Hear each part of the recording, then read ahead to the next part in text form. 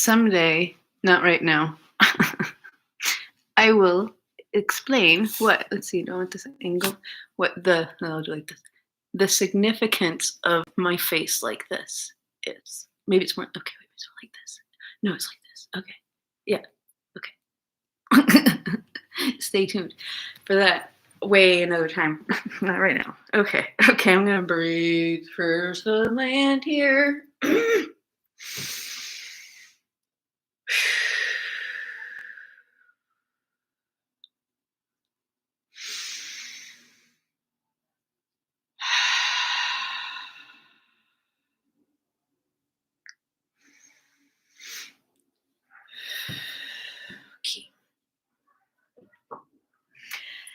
Okay. Whew. I am practicing something that I've been thinking about, but I've been afraid to do. And that is just leave my camera just set up. Just leave it set up. Like so that and the recording, it doesn't fucking matter. There are no limits on the storage. It's like something I logically knew, but I kept limiting myself to the storage that's available, like on my phone or my Google Photos account. I was so fucking pissed the other day to learn that the only way to delete my videos and photos and shit from Google Photos is to delete them from that app.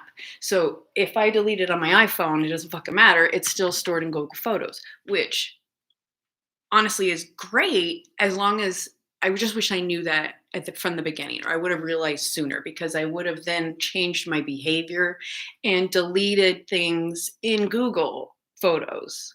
And so I'm angry that wasn't somehow made more clear to maybe I missed. It was if Google Photos is clear about the fact that you are only deleting things on your iCloud and iPhone by doing it there, Google Photos still has it. Like, make sure you know that from the get-go. I didn't. It's been a fucking hassle. Okay. So what I've been wanting to do, and I'm now doing right here, is I'm gonna just basically give myself the freedom to space out for a little bit if I want. I do happen to have a particularly lovely view that I'm looking at.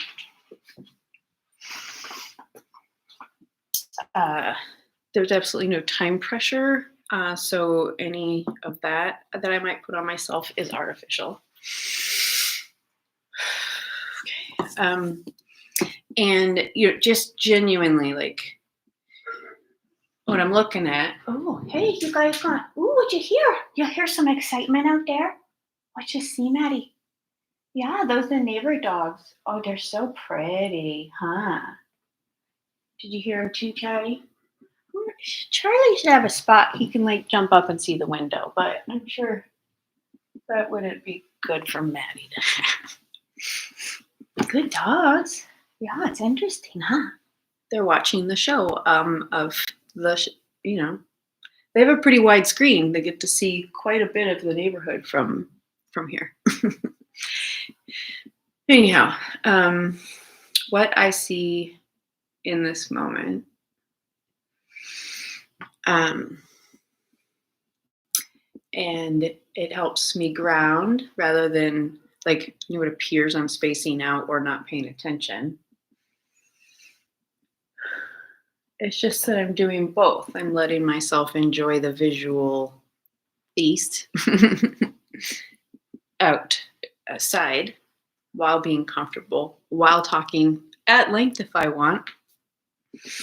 No one is going to get annoyed with hearing my voice. Oh my gosh. Okay. I know I keep it. Okay.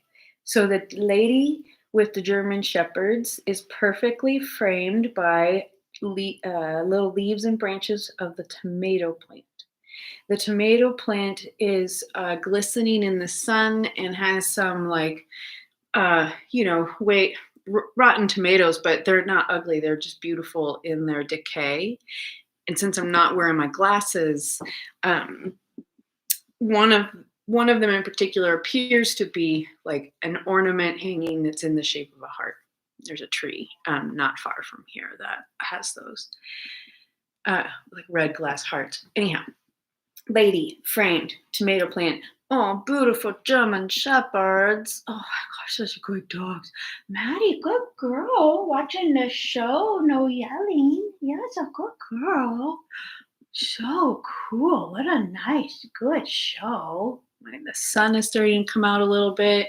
She's talking to somebody across the street. Like it's very warm-hearted and Richard Scarry. And it's, I hope I have that author's name, that book series name right. It's fall, so colors are like popping, vibrant. And the house across the street is particularly notable in that I've never seen this color before or this color scheme. So, but it is so pretty and so well done. And just I forgot to mention there's a tree also that the tomato plant is like lined perfectly up with. So the tree is now mostly bare, but it looks like it's got the green, but it's really the tomato. Anyway, I may take photos of this scene for myself, but because the house across the street is so recognizable that it would be, excuse me, I'm totally burping. That's a somatic process. I no longer force myself to restrain those like I used to. Leads to stomach problems to hold in your burps.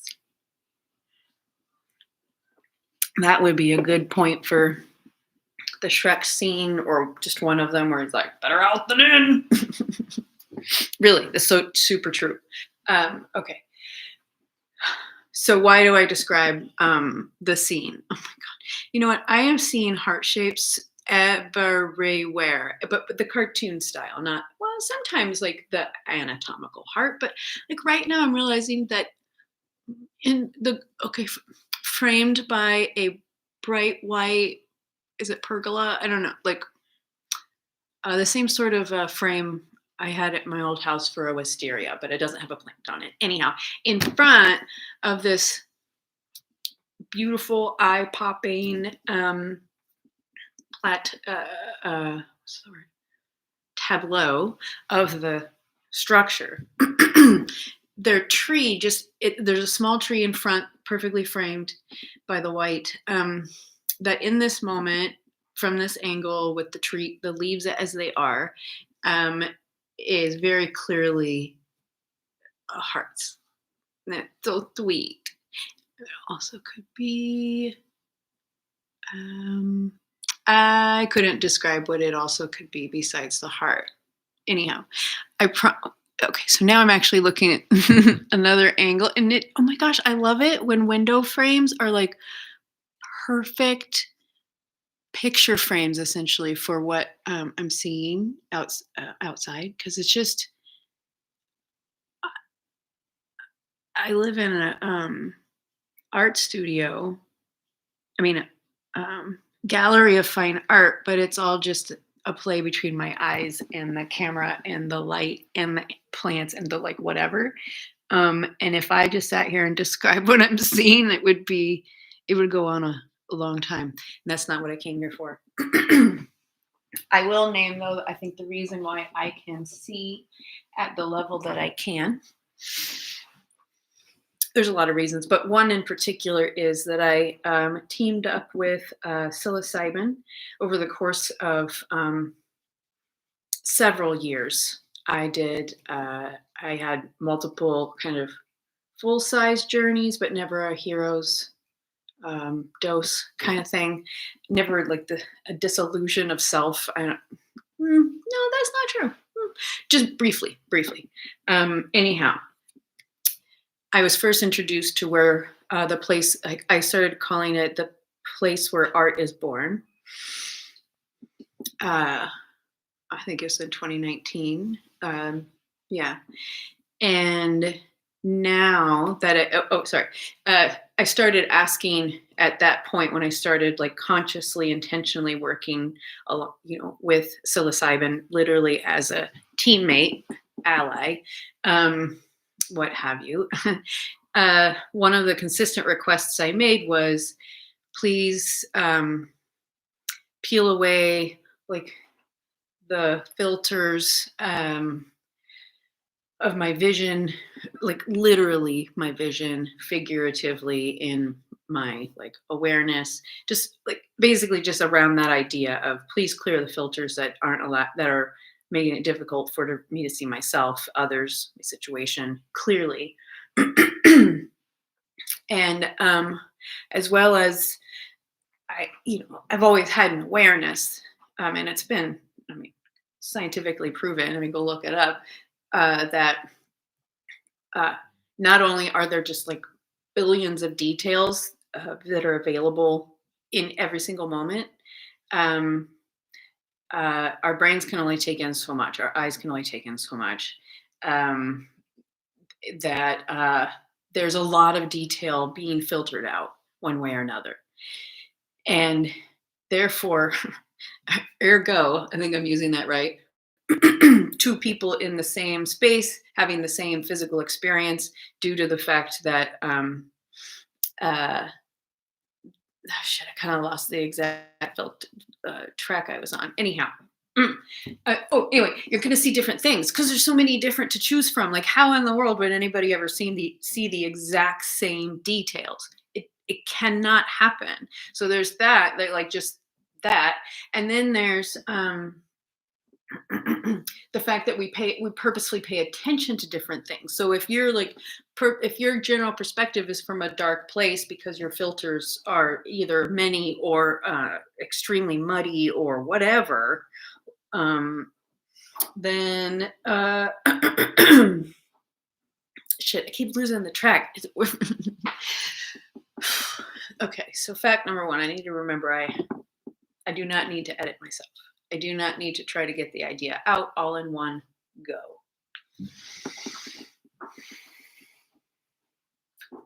This is my place.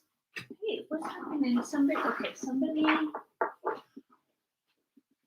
is scratching. Is Maddie making all that noise? Cleaning her butt area. Oh, that's a good job.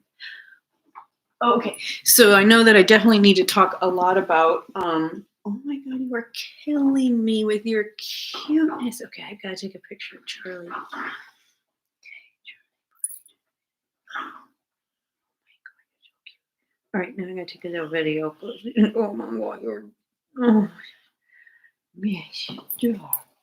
I know the light is not perfect, but see your face. Oh, sweetie. Okay, I'm getting distracted. Okay, well. All right, I'm going to, so. Okay, we got Mads over here cleaning her butthole.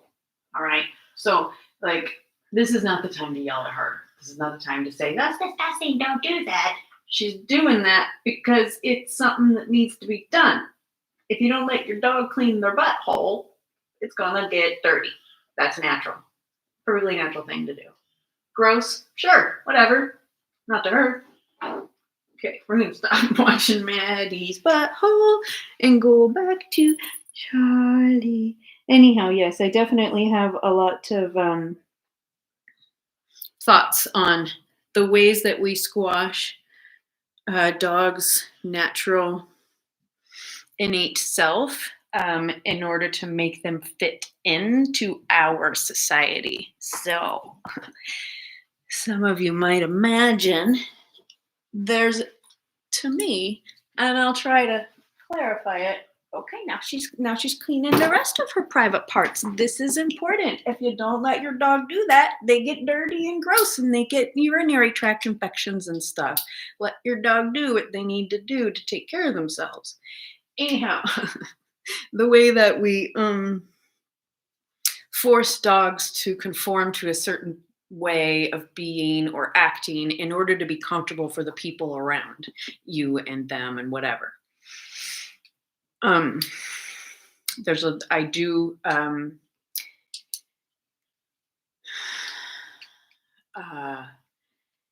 yes, the translation of why we need to let our dogs why we need to work with their innate nature more rather than try to force them to conform to a particular like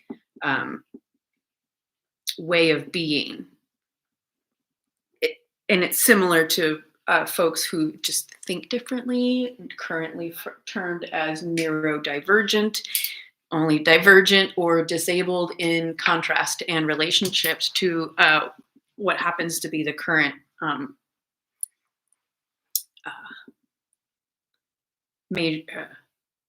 biggest population, whatever. Anyhow, dogs. She's all relaxed now, and she's got some sunbeams on her. Anyway, so yes, that is a project I'm working on. It's a it's a long term, like it's a comparison of between my dog. His name was Reno. This is when we'll add like photos and stuff of Reno. He was a domesticated dog, but barely. He was barely domesticated. Somewhere along the line, he got some wolf in him. I don't know how that happened. He also had yellow lab in him, and if I remember correctly, our black lab was his mama, Tita. Anyway, Reno, barely controllable. He did bite somebody, and I think it was a pretty serious bite. I believe it was the Achilles heel. And it was sudden because that was when Reno was young, I think. I think he was about a year. I could be wrong. And he was very playful with this friend who was visiting. And he was very playful, and they were playing fetch or something. And then I came outside. I came out front from the cabin, and Reno became aware of me, and he immediately became extremely defensive of me. Like he had to protect me, even though all I'd done is walk out the front door. And I think he also bit somebody who just like walked up to visit. So anyhow, he had to be chained up after that, and eventually he ran away. Anyhow, there's a arc between Reno and my experience of Reno and learning a variety of dogs in a variety of situations, but particularly in ones that are much closer to the wild and nature of the dog as well as the person, in contrast to this variation, Maddie, who I believe, I haven't verified, but I think she looks an awful lot like Iditarod sled dogs, what a lot of them look like these days at least. And she does display a lot of closer to wild behaviors. And so I try to work with that rather than force conformity. So, yeah. In summary, dogs are really easy to understand. All you have to do is pay attention. And a couple of assumptions also to make with dogs is, while of course they have as variable a level of intelligence as people do, and an extraordinarily variable level of training, of structure, of learning self-control, any of that, like being in safe environments, all of that changes a dog. And also the inbreeding, like, don't get me fucking started on the inbreeding. Maybe here's a point to like, okay, someone find me photos of that royal family that just kept inbreeding and inbreeding and inbreeding until they're all like super funky looking. I want some photos of what the earlier generations look like in that family to the point at which they stopped doing that. I'm not quite sure how that happened, but maybe they all died out. I don't know. Anyway, what that looked like. And then you can do the same thing with dog breeds. And I'm sure this has been done already. Like show the arc of what they were, what the variety was or whatever in like the 70s. And then the variety now. The problem is they've been interbred again and again and again and again. So now you get these dogs that are all effed up and only pick up the worst of every part of their lineage. Mutts used to be the best dogs. Now people sell them. They put a label on a mutt and sell them for an extraordinary price.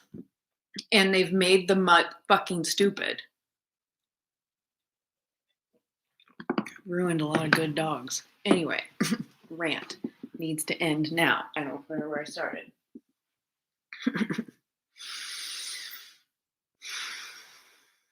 Mm-hmm.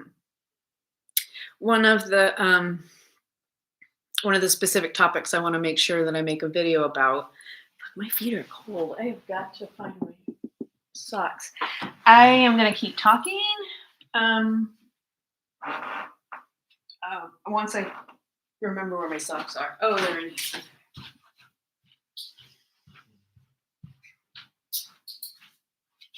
Oh, the sun is coming out. Oh my gosh. Can't decide if I want to shoot some B-roll while the sun is coming out or if I want to keep doing this. I think I should keep doing this. I'm going to check in every 20 minutes. Come on. Stop it, whatever that is. I'm getting my feet a little bit warmer. These socks are right on the edge of being too tight, but the compression also feels kind of good. So I think they're winter socks. I don't remember anything about them. I just remember that somehow I found out that I liked them, and so then I bought myself a pair. Oh my God. I think my brother gave me a pair that were too small for him or something. Oh, okay, back in the saddle again.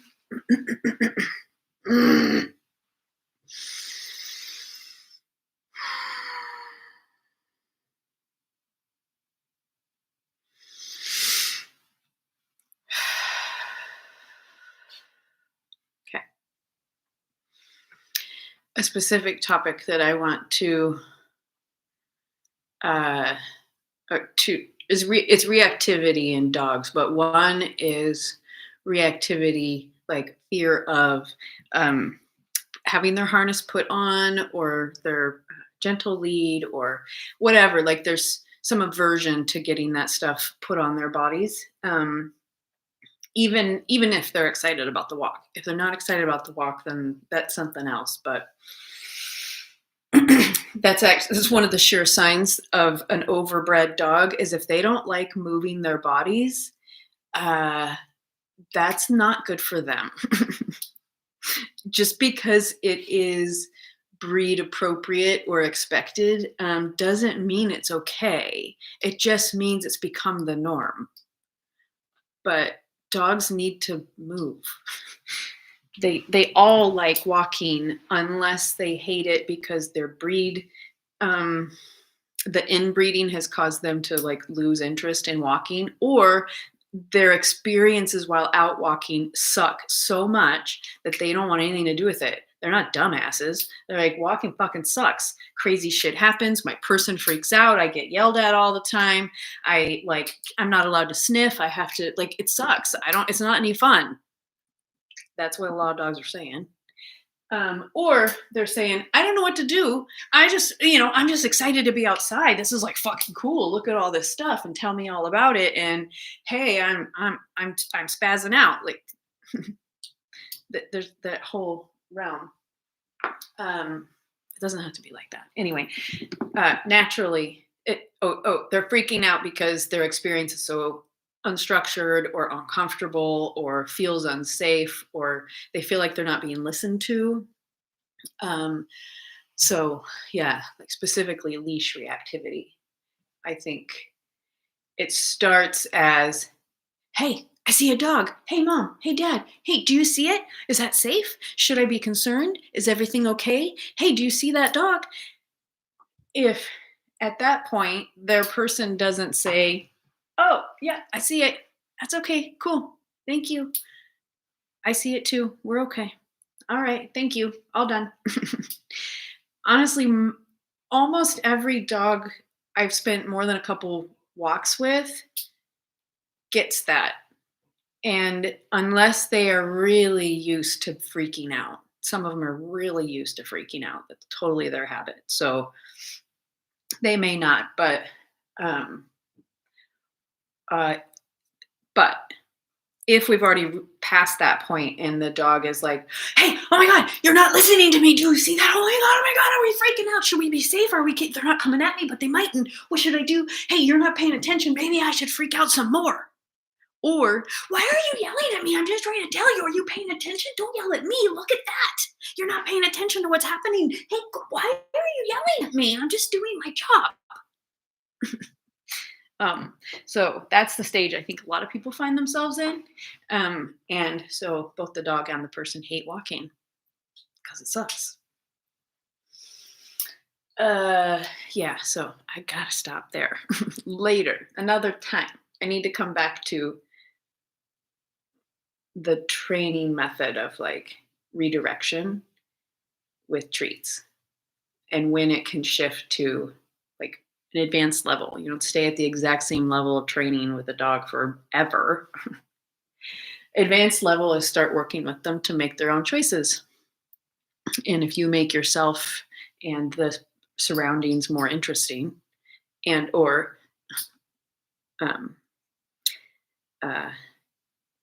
avoidance of an issue in the first place is better than like dealing with it once it's become chaos. So yeah, I need to stop talking about that, but it will come.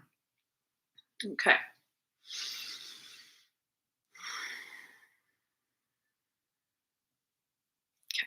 So to try and stay on track, I have taken a bunch of notes. Okay, yeah. Oh, okay, good. Yeah. I need to talk about this more. I have signed up to be an affiliate. I have had the subscription for a couple of years now. And I see that it could be extraordinarily valuable, but it is not quite. I need to stop my subscription just because I'm not utilizing it enough, and there's just no way around that. So I'll have to sign up again another time. So anyway, it's not super easy to learn. This is not a beginner's planner, but it is fucking cool. And so I would think it would be best for people who already know astrology and or those who want to invest some time in learning how to use it in the form of like a pre-made planner. Anyway, what I do with it is there are a lot of times that I won't remember to use it. It's not totally my habit yet. I keep coming back to it, and it, every time I restart, it gets a little bit better, and I understand a little better. Anyhow, that leaves a lot of open blank pages. So one way that I tried to keep notes together, at least in some form of time continuity, is I use the empty pages from my dated planner that are empty. We've already passed these dates. So, and then I'll use the date on the page as like the page number when I index the book or have somebody else index it or something. So what I've been taught, so this is going to be probably a field of infinite possibilities kind of section of the video because I have a whiteboard that I need to say what's on it so that I can erase it. I have made some photos specifically for the art of processing where erasing the whiteboard, the wet erase markers makes beautiful art. Okay, so what do I got here?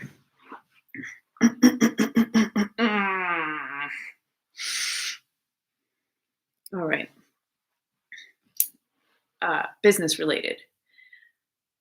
I need a transcriptionist. And in this case, what I mean by a transcriptionist is someone who can type really fast with at least a 75% plus level of accuracy, because I figure it's pretty easy to translate that much. 85% would be better. Type the majority of the words that are being said, because there's a lot of stuff that can come out verbally right now that I can't write right now. And so if I cut out the middle part between saying it out loud and getting it and having it in writing, if I delegate that middle, I'll be able to get a whole lot more done. Because then I'll come back to the written and I will have been relieved of the translation from head to writing. But now that I've taken a break from it, the information will seem different. I'll come back to it. And that's a refining process. It'll go back and forth a little bit. But the first step is a transcriptionist. So what that would look like is either ideally it'll be a volunteer to start with, but I would hope somebody who already knows how to do it, basically. And then the next step would be finding somebody who can teach what I'm looking for, might be me, and pretty quickly get to the point where someone is transcribing most of the stuff that I want transcribed. And now that AI exists, that actually, I just remembered, that opens shit up even more. One way that AI can be awesome. All right, put them on the team consciously. So yeah, I know that my current assistant does not have enough time based on her course load to take on the amount of transcription that I'm looking for. Some of the benefits that of learning how to transcribe conversations or meetings or whatever is it's a good step toward eventually be able to very quickly take those same notes, but in summary form and in bullet points, and or be able to go back to them later and organize it in that fashion. But first, you got to learn how to hear the words and type them out. Some of the direct benefits are there's a level of mind-body connection that I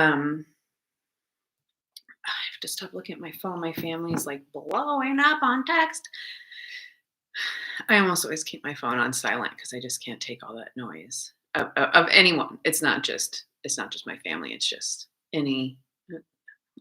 a lot of sound. Okay. One way that I think that you can learn a lot is through the actual process of listening, writing, either writing or typing. Typing's a lot faster. Writing is a good skill, but I think people need to learn how to work backwards now that we have generations of people who only know how to do it on a computer or a typewriter.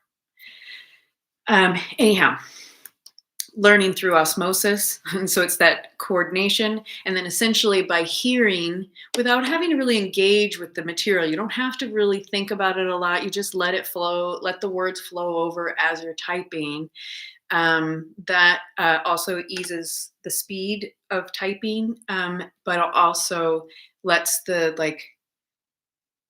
lets either what doesn't make sense just flow on through, or what's not interesting just flow on through, or it just sort of notices, um, and by it I think I mean like your consciousness and awareness or whatever, and just sort of notices the information um, while typing it. And so it's a really subtle way to learn. It's basically uh, learning like you would if the people around you were talking about whatever the same kind of stuff. You would just be listening. When you're younger or less experienced, you're supposed to spend a lot more time listening than asking questions, interrupting, um, putting in your ideas. Because when you don't, when you're in a room of experts, let them talk and you listen. Or when you're, or even if you're just in a room or engagement with somebody who has a lot more experience than you, people, please, there's a lot of folks who have not learned. Shut your mouth and listen. Stop interrupting. If you don't understand, take notes. Come back to it later.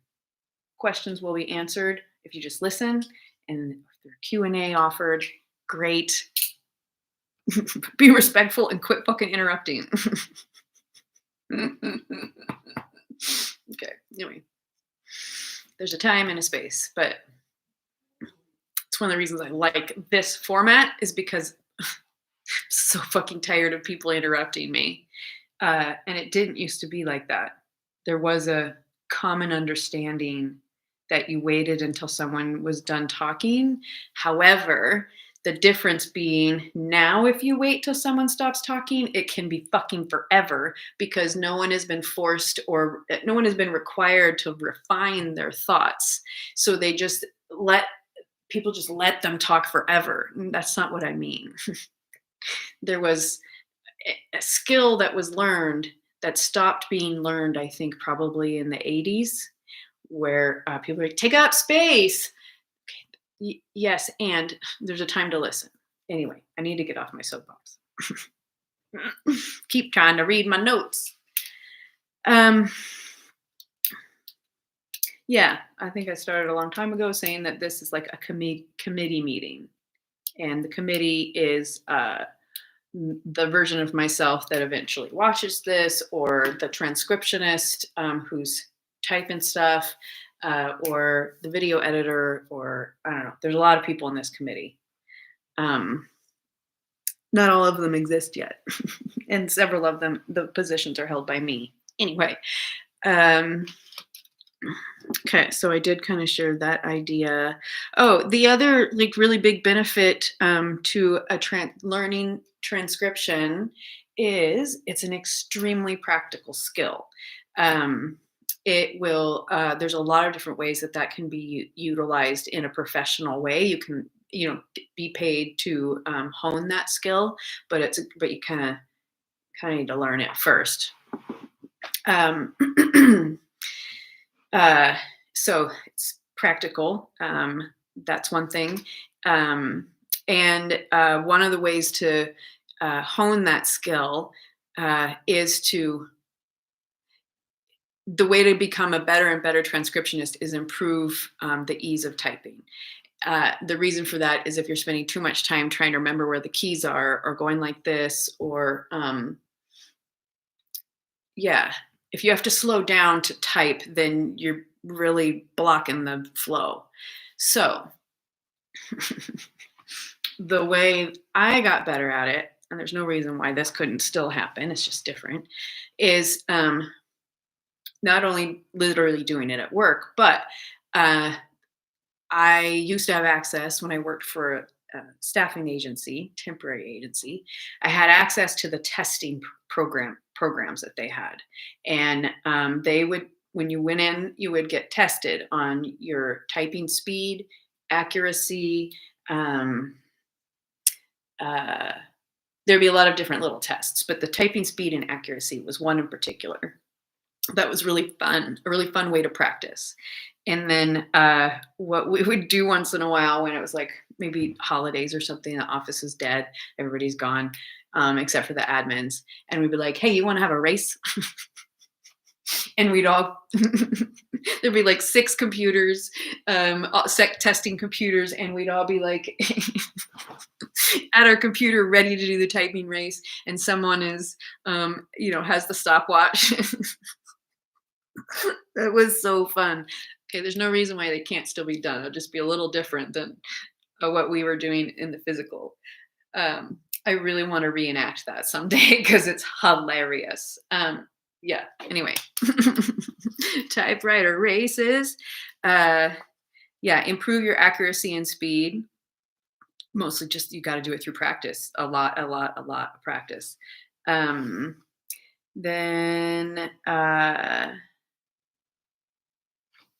Okay, what else was I saying here?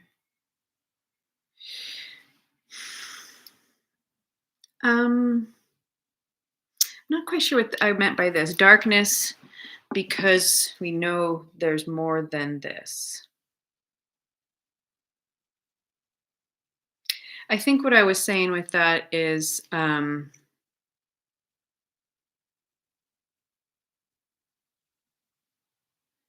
I think the vision I had in my head is I'm thinking of someone that I feel like is in a darkness phase, and I don't see much of them, so I don't know what kind of effort they're making towards getting out of the darkness, and I'm not sure if maybe they're in the phase of where they need to sit in it. I don't know. There's like time for everything.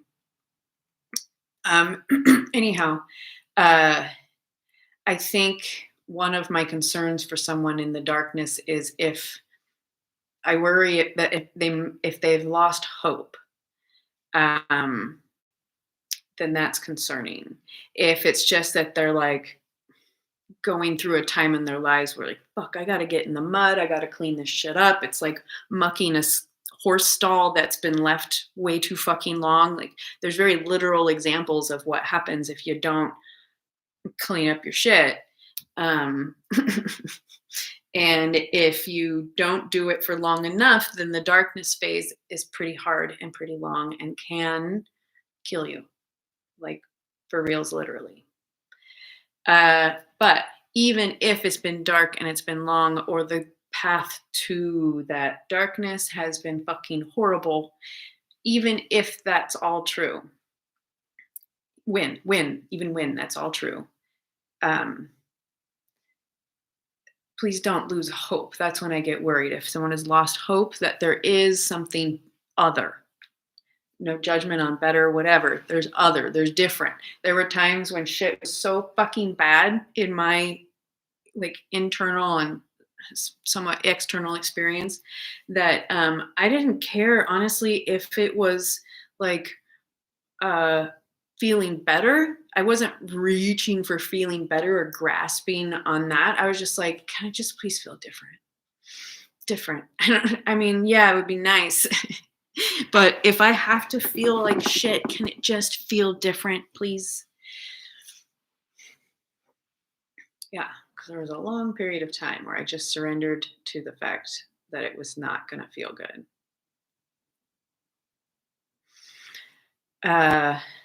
So for those who, I did lose hope multiple times. I will be super transparent.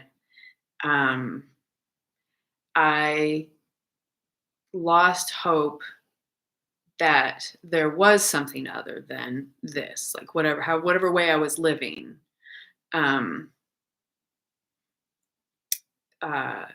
There would be a period of time where I'd be like, okay, I feel like shit. I'm depressed. I'm starting to feel weird. I might need some help.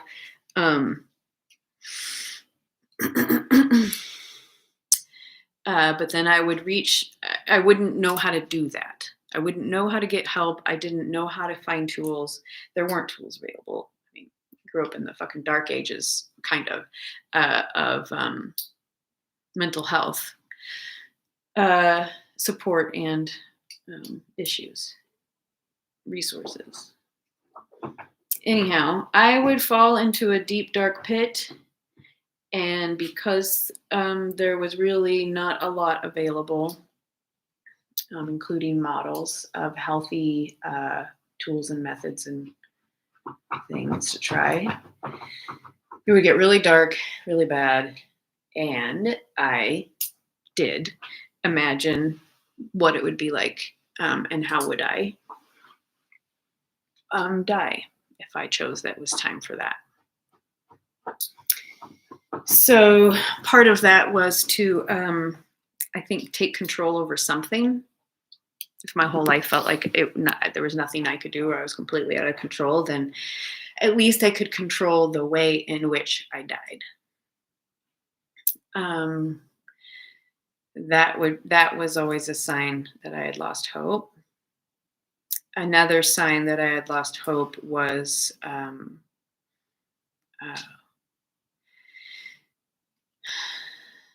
once I was standing on a corner in a pretty quiet part of downtown Portland. I don't know, a very quiet street, even though it's right downtown, somewhere in Old Town, I think. And I was just waiting for the light. I could have crossed even against the light because there was just nobody coming. But then there was a truck coming really fast, and I, for a few moments, as it was the full block away to half a block to, like, as it got closer and closer to me, I really thought, was like, should I just step in front of it? Would that be better or worse?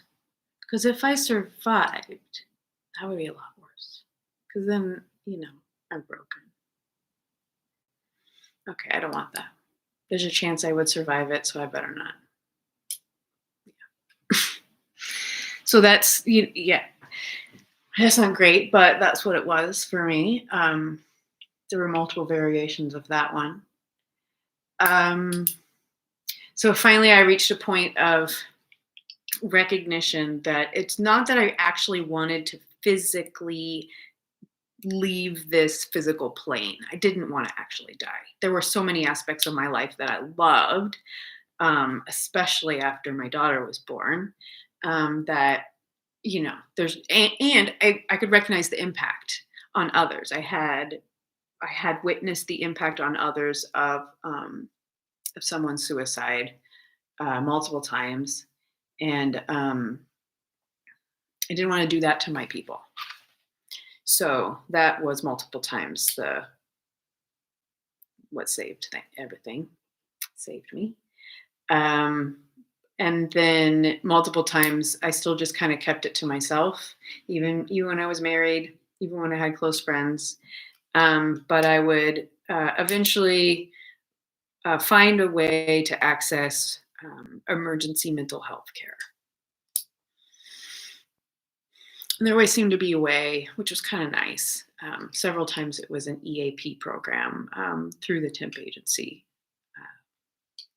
And that was always something that I could usually access before I had health insurance from a company. So, yes, the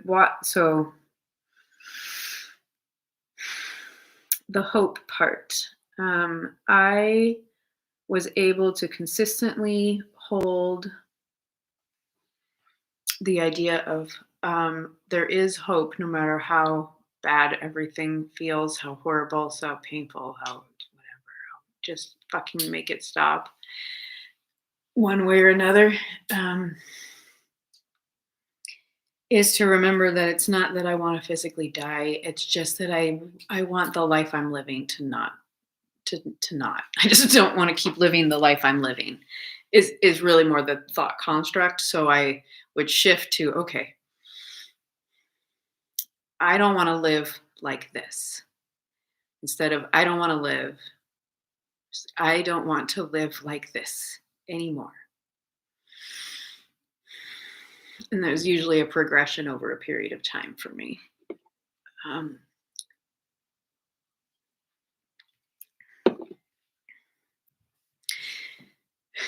And that would usually also be the cue for me to notice what are the aspects of like this that are the worst. How can I change them?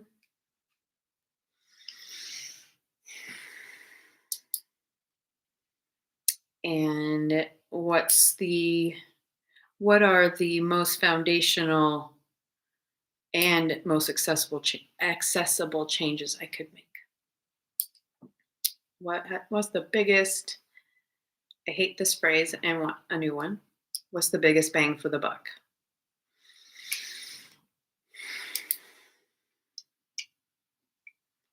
So, what is the most useful way to spend my time? Which factors, I guess. And so, are you kidding me? They don't even wait. They don't even wait.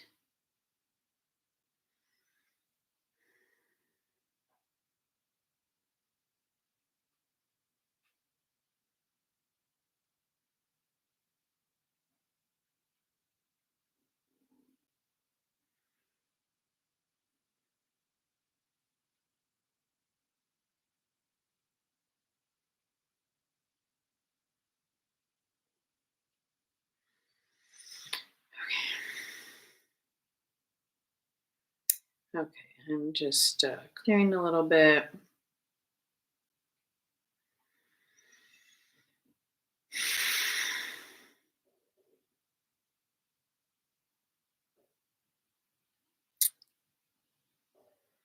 Okay.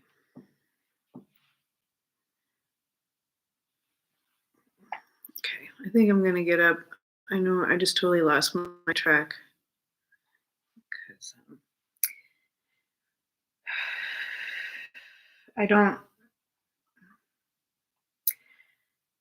I hate it when decisions are made so fast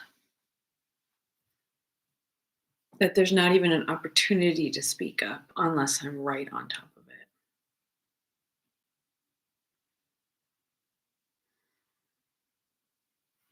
And sometimes that just makes it easier and it's nice, and other times.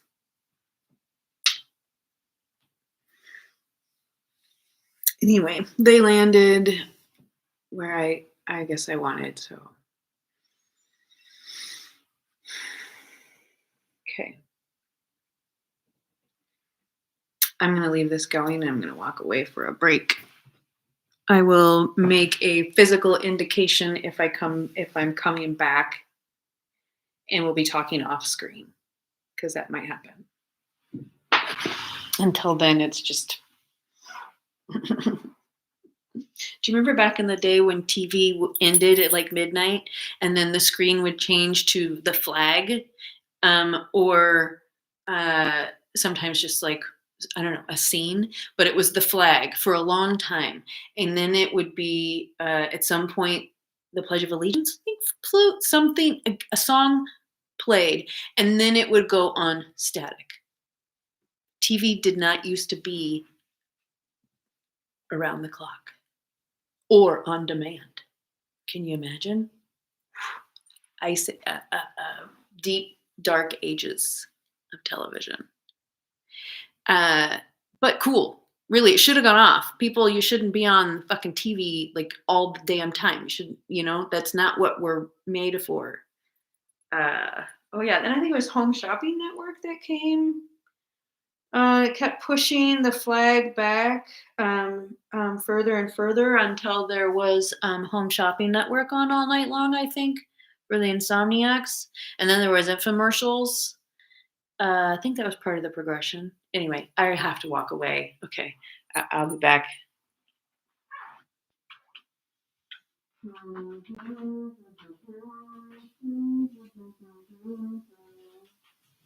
Woo! My head hurts.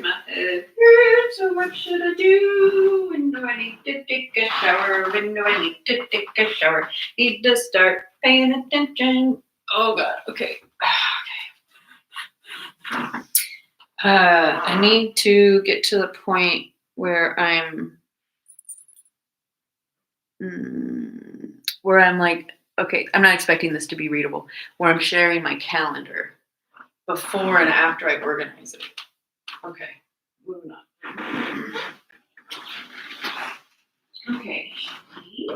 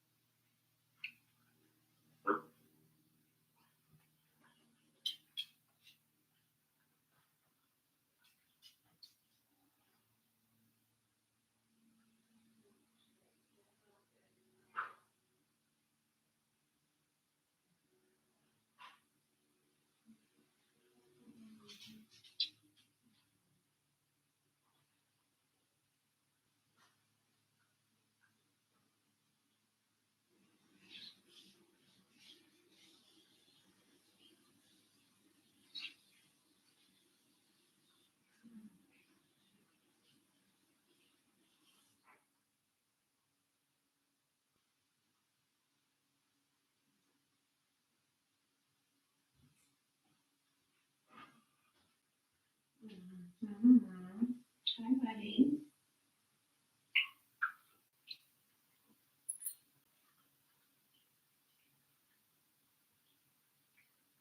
Oh, that's not what I wanted to do. Oh, I want to get up. I was going to try to keep the light different so that it was shining on you. Okay. Oh, boy, my story's going on. Everybody. You don't. You come through your long way, right? You come such a long way. Yeah. Yes, you did. You're so soft. Yeah, your health has improved so much. Yeah, and your scaredy catness has gotten a lot less. Isn't that real, gentle and real slow? And you're letting smell my breath a lot, right? Yeah. And I invite you for cuddles a lot. And if I let you choose, huh? We let you choose. You do. Always let you choose. And I try to listen, but sometimes you just get scared and you get hurt or squeal or yell, right? Even if I didn't want to hurt you. Yeah, but you make up quick now, huh? Yeah. Oh, I don't go frustrated with you. Go, Daddy. How could I get frustrated with you? You have no reason to. No reason to be scared when somebody brings their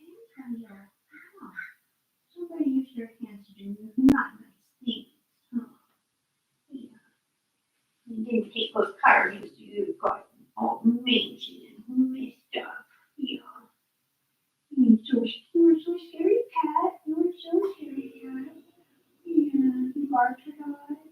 Yeah, that's a quiet time. Cuddle. Hey, it's just too cute. It's still, kind of never got hair again. Yeah, that's great. Yeah, you said, oh, just over. You're on your bed, huh? You're on your bed. Now you're asleep. Super, super good. And you live in a super quiet house. Yeah. And then when I come, I make more noise and but you get used to it. Come on, you don't mind so much. Because I'm not like being make it crazy. Just yeah. Okay. Let me get to you. Everybody. Everybody, come on. I know. Get up the camera, guys. Just pay attention to me. Yeah. You know that. Oh, look. Okay. Sweet boy. Oh, she's sweet boy. Yeah.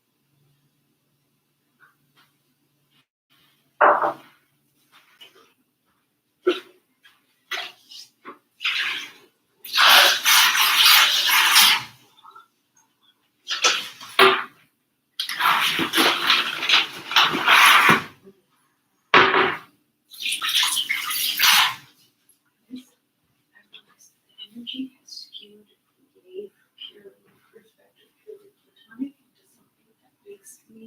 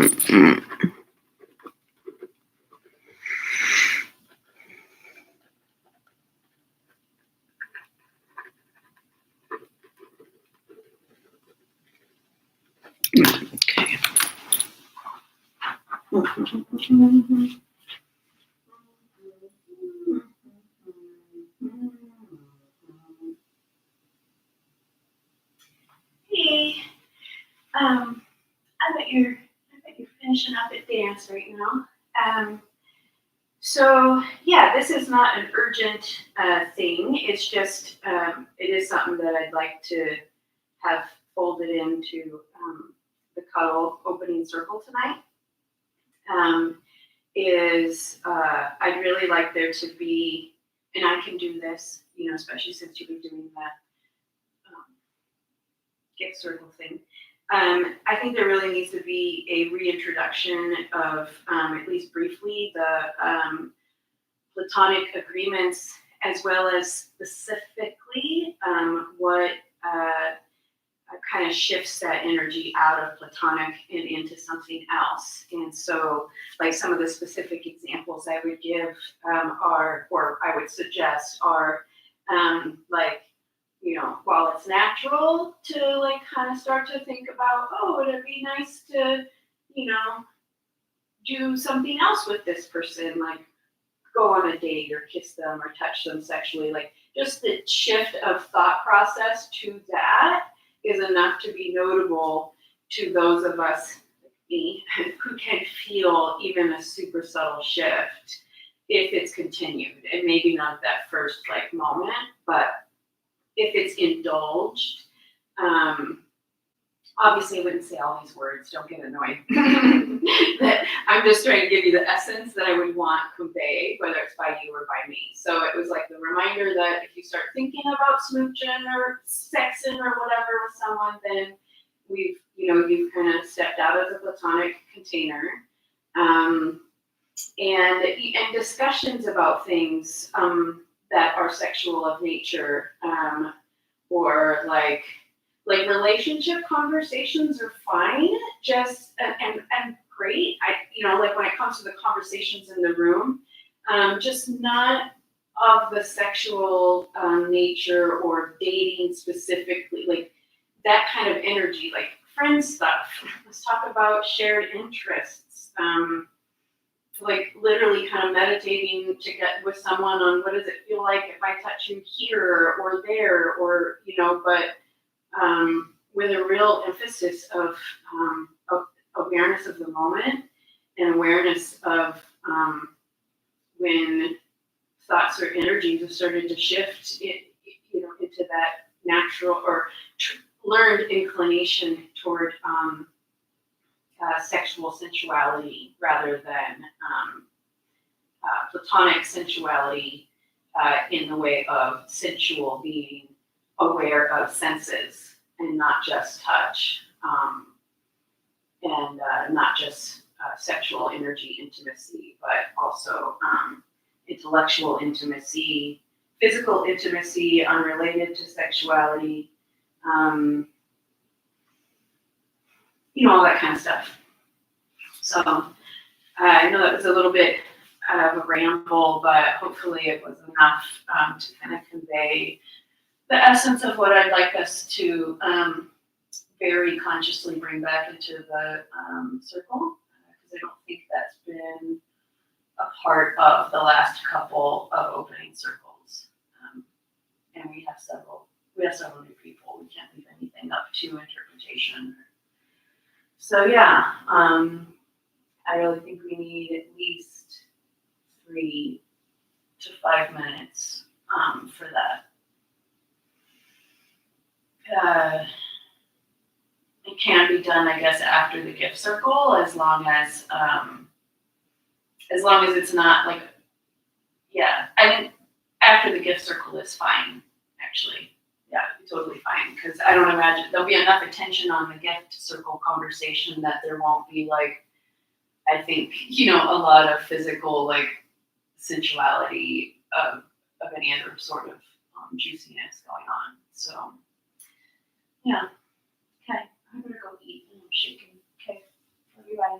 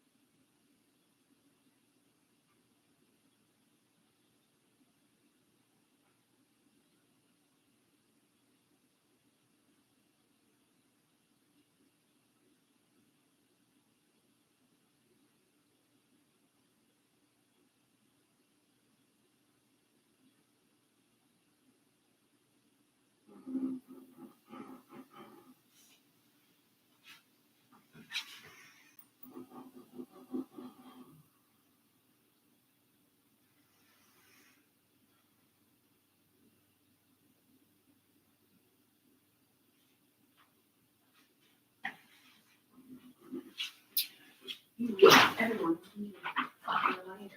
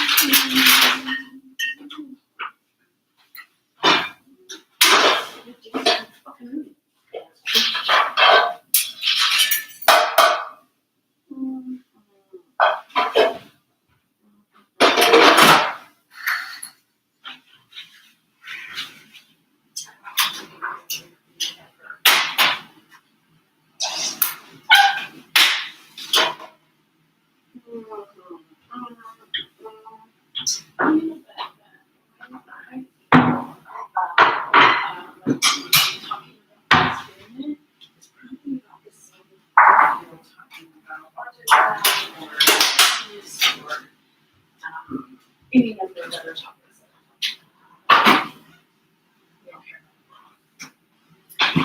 So,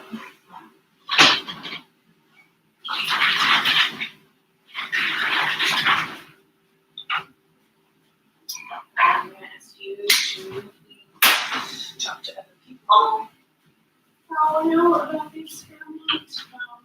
I can't be really loud with you about it right now.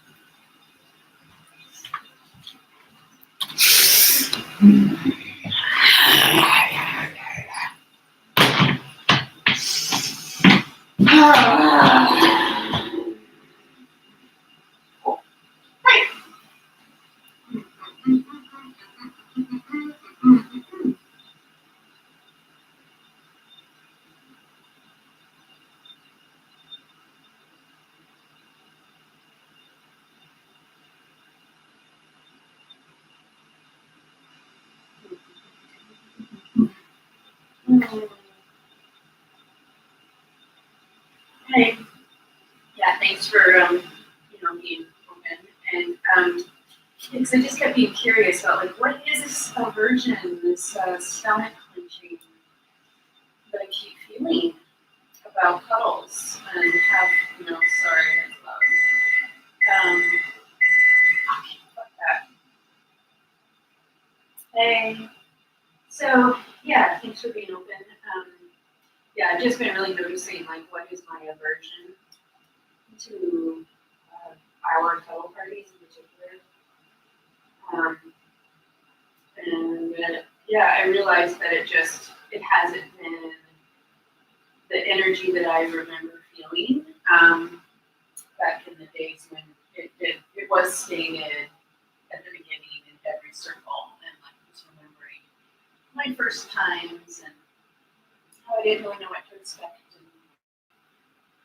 and was surprised when it was so clearly stated that everybody was staying in the energy of pure platonic.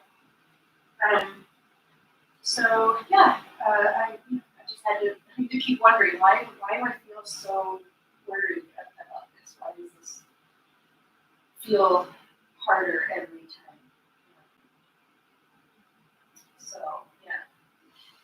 Okay, thank you. And now I also have time to just kind of like practice for myself what I want to say, so that I've got it real clear and short and sweet.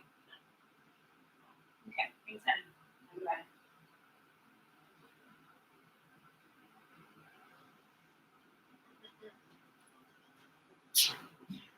So.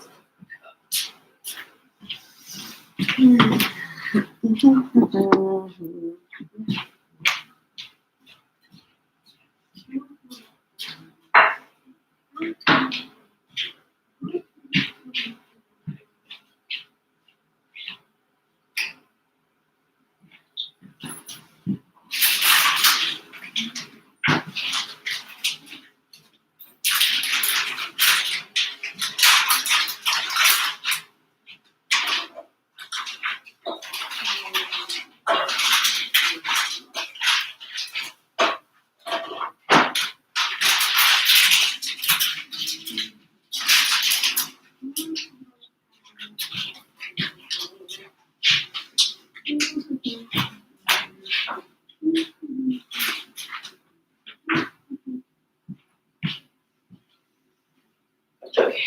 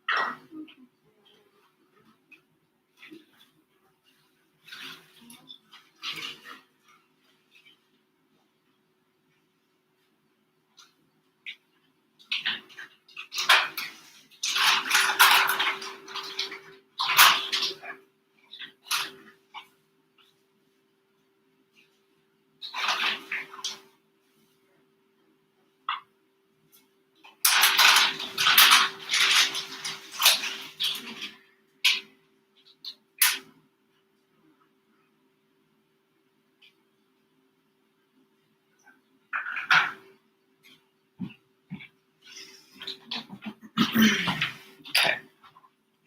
I'm coming back briefly while I'm cooking. So I realized a category of videos that I'll make, I will call morning pages, and I'm going to call them based on the Artist's Way, I think is what it's called. Don't remember the name of the author. And one of the practices, I think it's like the first one of the very first ones, is do morning pages. Write whatever comes out of your head, blah, blah, blah, whatever. No editing, nothing, for a period of time. Basically however long you can stand it, and then a couple more minutes. Don't read them. They don't have, you don't need them. In this case with video, I am at the point where I do want to read them. I do want to come back to it. It's just that's the definition of morning pages for the Artist's Way.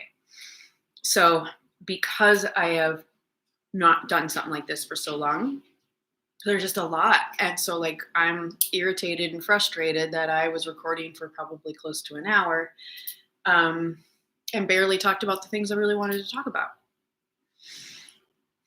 So that's also part of the reason why I want to do this for myself, is it's a lot easier for me to use my time most effectively when I'm live with somebody, or in a state where I need to already have my thoughts somewhat organized, is to give myself the chance to kind of get the first draft out, to practice, then there's less chance of me saying something that's frustrating or upsetting to the person. So, and when you write anything, you always have a rough draft that almost nobody else sees. So like that, you can have that for your thought process too. I really think that's why so many fights happen and so many misunderstandings, is because people don't give each other the grace that, like, oh, what just popped out of your mouth isn't really what you meant, or really wasn't the tone you intended. Okay, let's start over. Like, no one does that. They get mad and like, oh, you said blah, blah, blah, and don't get off of it. Yeah, that was my first draft. Will you please let me start over? Like, can we start fresh? So yeah, let's all just give each other grace, either to walk away, take a break, and come back to it after some time. Variable, no pressure. Or take some deep breaths together.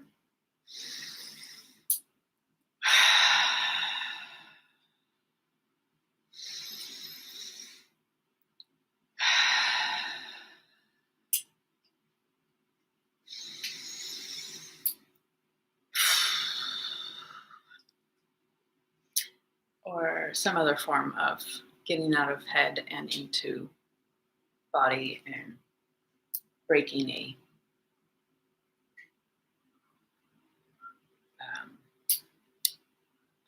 breaking the path of a snowball is getting going. So yeah, okay. Now, so basically I'm reminding myself it is extraordinarily important that I do this more often. I have a couple more days that I am in this particular space, and I have a lot I need to say about this particular space, so I might as well say it in this particular space. So I am just gonna like turn my computer on, get it started on a live, and I'm gonna fine tune my like hand gestures and just let myself walk away from the video so that an editor can just fast forward through it really fast. Yeah, okay, that was another thought. On top of a transcriptionist, in addition to a transcriptionist, we're gonna need more video editors. So what that looks like in my mind is someone is identified by the Charlie's Angels, obviously what needs to be renamed, but Passy, Ainsley, and Charlie. Claire. Sorry, Passy, Ainsley, and Claire. And I think you guys dressed up at Charlie's Angels once, didn't you? Anyway, they're my like talent scouts, whether they know it or not. So I need them to find the talent that's going to learn how to edit videos in the way that works in this particular scenario for me and my needs. Passy, I think, is at the point where she can train that person. That training will be recorded after. They'll practice for a bit first, but I'm sure they'll have to do the training on video because chances are the person will be at a distance. So the training meetings will be on video, share screen, that kind of stuff. Those will be recorded as the rough drafts of the training. And then maybe when the person who's just been trained is ready to practice editing, they'll edit those meetings down to like the little bite-size, bite-size things that are good for kind of the beginning, entry level, just learning kind of folks. So yeah, because that would also give them a lot of editing practice. And some other things that are practiced by Passy, teaching someone else to be a video editor, and then practicing with the courses, with the basically each training session, is they're hearing it again. They're listening for the things that might be interesting to other people. That would also give them the opportunity to make note of, okay, this part didn't make sense to me, or this part I think we should talk about some more because it's interesting, but we just sort of skipped over it, or kind of gives a lot of that practice. And then obviously, eventually adding thumbnails to the training, and how to use AI and all that stuff from the Scrappy perspective, from the like, all right, we've figured it out. That's the hardest way to do it. How about we tell you what's working for us right now? Maybe you can improve it. You can, put that knowledge into the system when you teach somebody, so in the next a person that Passy has taught has practiced for a while, then they will teach somebody else, and they can improve upon that training from what they learned and polish it a little bit more. And then this person, as they edit it, it'll probably be a little bit more polished from there. And so each person who gets trained actually gets a higher quality of learning. It gets a little less scrappy and a little less scrappy because you can watch it over time progress and evolve, and you learn from what you could do better. So that's the plan. And I'm gonna need a video editor for a lot more videos here on the HT Campbell channel. Art of processing, I need a more mature video editor. And by mature, I mean someone who is able to listen to a lot of emotionality without it being too hard on them. Because that's what art of processing is there's a lot of emotionality, not all of it, but some of it. So HTC practice first, then art of processing, but then also there's going to be the pet sit, the like Scrappy Entrepreneur YouTube channel that's on its way is going to need an editor. So basically each of these things can start happening as the people are in place to do the work. All we can do right now is think about it, plan for it, set up so that when the person that we want or need shows up, and the funding to pay them shows up, or the volunteer, then that cycle can begin, and it'll already be kind of clear. Okay, I have food that's been waiting for me to go eat. So I'm going to go away again and reset again and just keep letting this run. Oh, I want to know what I'm playing with? It is these. I do need to say there are things I like about them and there are things I don't. And I need to, include that in a video, but not right now.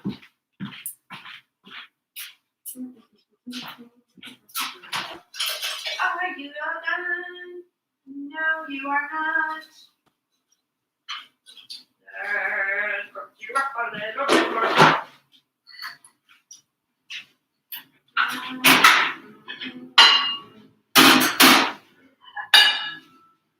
Ooh, coffee, I forgot about the coffee. I can keep making some coffee. Getting a little late for coffee, but I'm gonna do it anyway. I just gotta do some shit that's not necessarily good for me, cause I'm just too fucking tired to do it all by myself.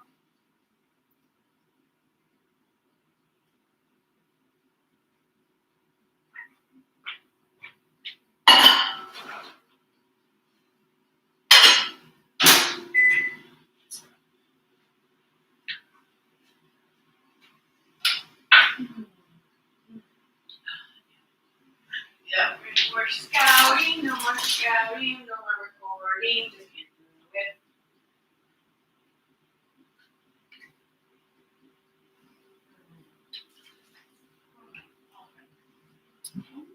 it. I just can't handle it.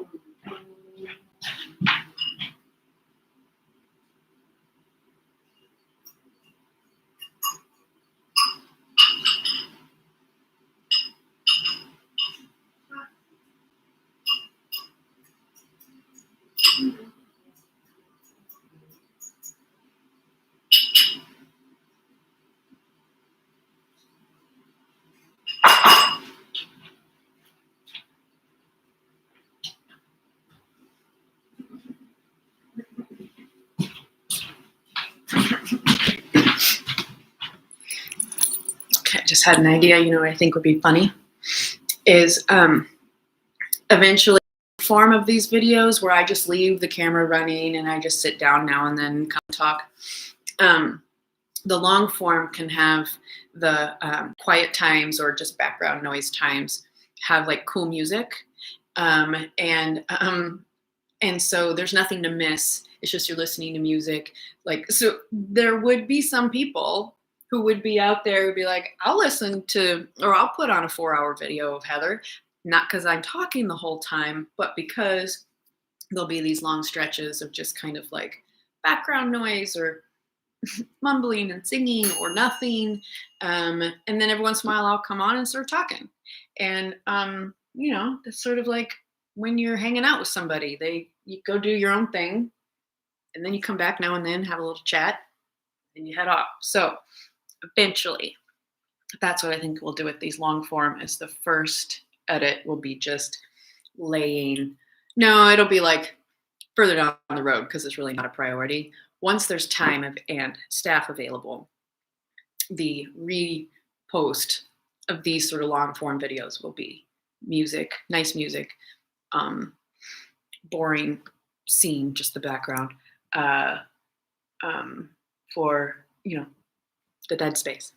Okay, there's going to be quite a bit of dead space now for a while because I need to go eat. I need to go put my feet in the ground, on the ground, not in.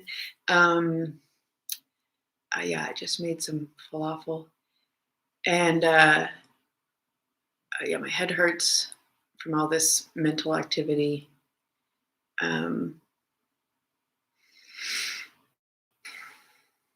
And I'm going to sit with my buddy Cannabis. Mary Jane and I have been friends for a long time, and that is another story, how I first met Cannabis, Mary Jane. I don't know what I'm going to call her, but my first memory is I'm about 5 on Maui. I believe it was on Haleakala, and there was a field of probably corn. I don't know. A field, sugarcane, maybe sugarcane. There's a field of sugarcane with a lot of cannabis plants also interspersed. And this is back in the 70s where you get in a lot of fucking trouble for stuff like that. And I'm just this little imp girl, this little fairy, and we're out dancing with a bunch of women in the moonlight with the cannabis plants. And they danced with us. So that's my first memory and sets the tone for my lifelong relationship of varying degrees of connection with cannabis. Right now, one of my best friends. So I'm gonna go do that. I'll come back here in a while and wrap up some of my ideas before I gotta do my other stuff. I have planned the rest of my day. I'm gonna do my best to stick to it. Okay.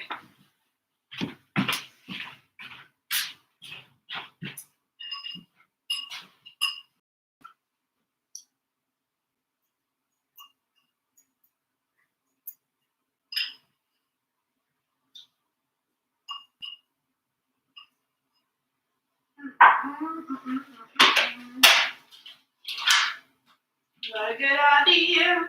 What a good idea. Gotta go put this on the video. Good idea. Alright, I had a good idea. And it looks like a little face. Okay. So I've been thinking a lot about practically instant food. And what I've got here is some falafel out of my air fryer from Trader Joe's and some just like normal hummus. And, you know, there's always this like, there at the end of the container, there's just some. And then, you know, I'm going to have like 4 of these little falafel balls. Why the hell would I make a whole nother dish dirty when I've already got like what I want right here? And if I had some of that yummy, like vegan stuff from Trader Joe's tzatziki, I'd put that right here. And it's like instant and no dishes. You just throw this away when you're done eating. So you're using up the last of it instead of it getting crusty and gross. Instant, nearly instant food. That's what I'm all about these days because I keep forgetting to eat. Okay. Put my macadamia nuts in the fridge.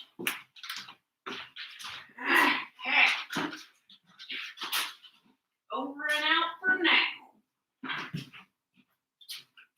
Making my coffee, making my coffee. Gonna keep it down, better not have a lot. Just gonna have a little bit. Please stop doing that. Please stop doing that.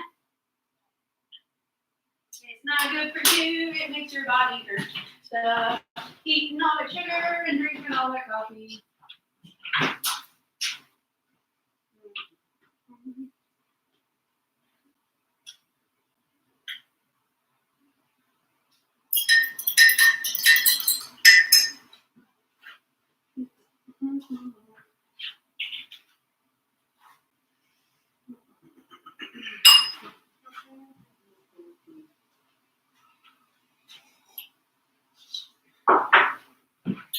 Okay. Does anybody want to go outside for walking? You want to go outside for potties? Yeah, I just hang outside. Maddie, it's nice out. Want to go outside? Yeah, let's go. Let's go outside.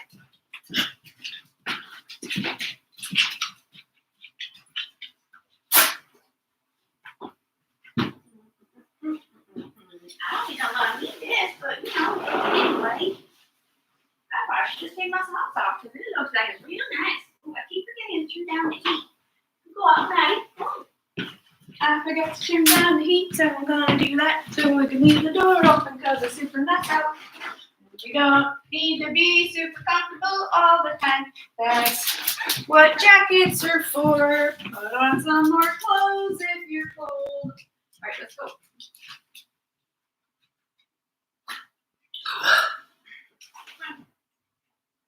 What are you gonna say? What you doing? We're going outside. You sure you want to go?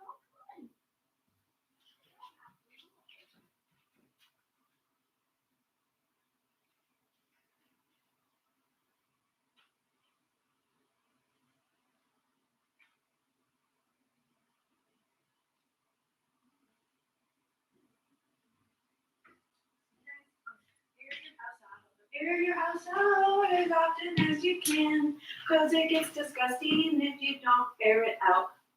Oh my God, guys! I remembered I could take another pain pill. Isn't that awesome?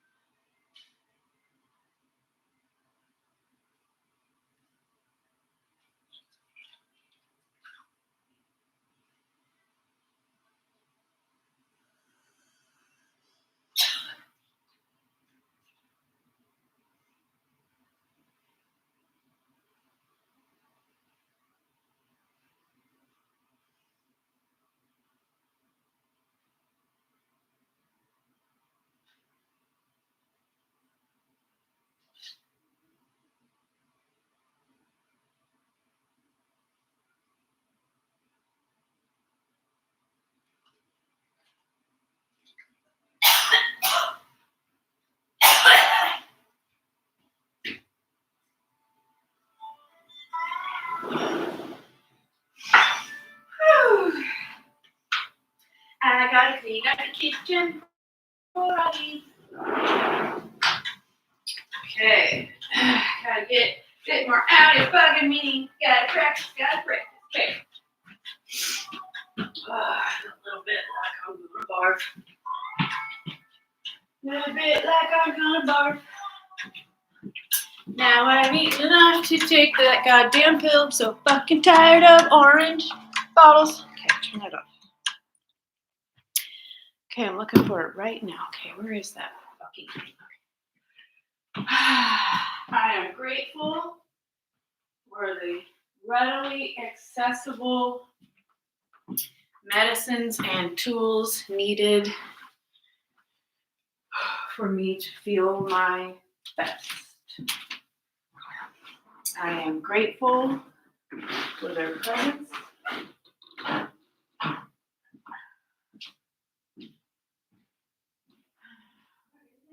Where did I keep it?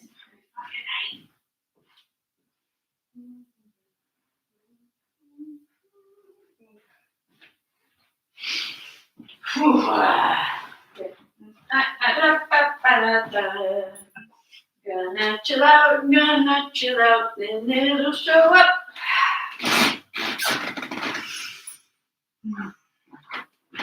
There you are, hiding. Okay.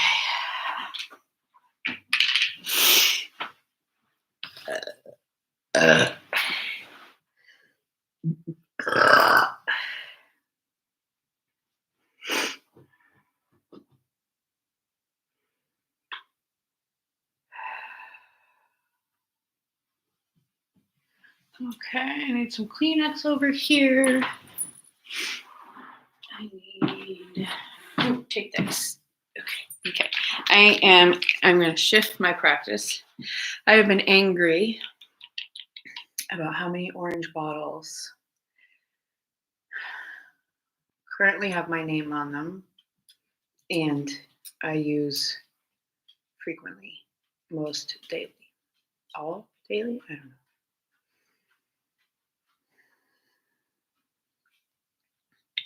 But it doesn't really help me to feel angry every time I am trying to take a medicine. That does help me, and I am grateful for it.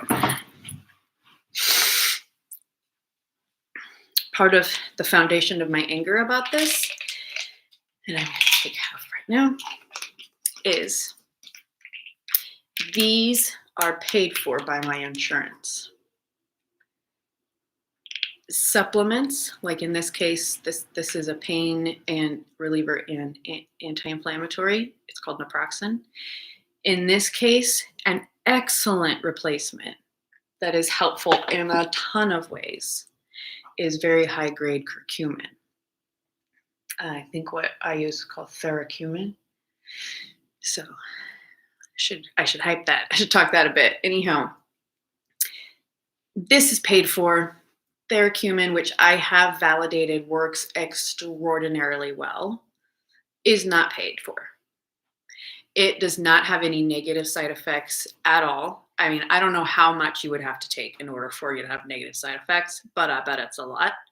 It has a lot of other side benefits, like notable reduction in inflammation in my body and therefore pain. This little orange bottle helps.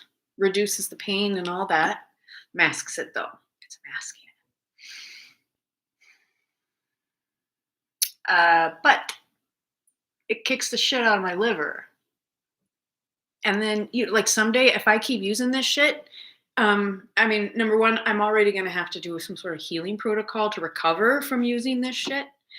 But if I kept using it because I didn't address the actual cause of the pain, if I don't address it, and I keep taking orange bottles to help the symptoms, then my body will fail a lot earlier. It's just like obvious.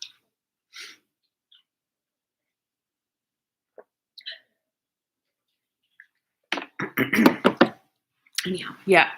I mean, how is it not obvious to everybody?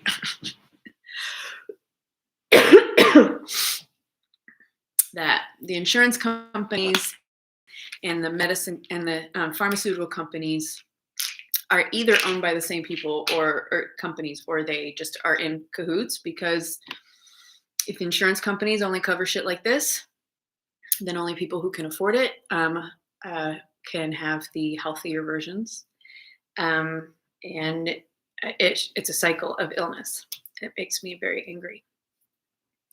And I'm extremely grateful because it saves me a ton of money. I was buying the supplement version until my doctor, I got a new doctor who said, oh, we can get a similar thing by prescription for you. That's happened with a number of medications I used to have to spend a lot of money on. So saving literally hundreds of dollars a month, in a way compensates me for the the recovery I'm going to need after I get off of these things. I mean, it's kind of a steep price to pay, but I've put myself into paid pharmaceutical trials pretty much my whole life. I mean, no, since I was an adult, since I was a legal adult, and I would find out about a medical trial that was going on that I thought I could qualify for, I signed up because a lot of them paid really well. Yeah, over the years, man. I'll have to think about that sometime. And I also got the work, whatever it was, done. I got a lot of medical care when my stomach was a problem.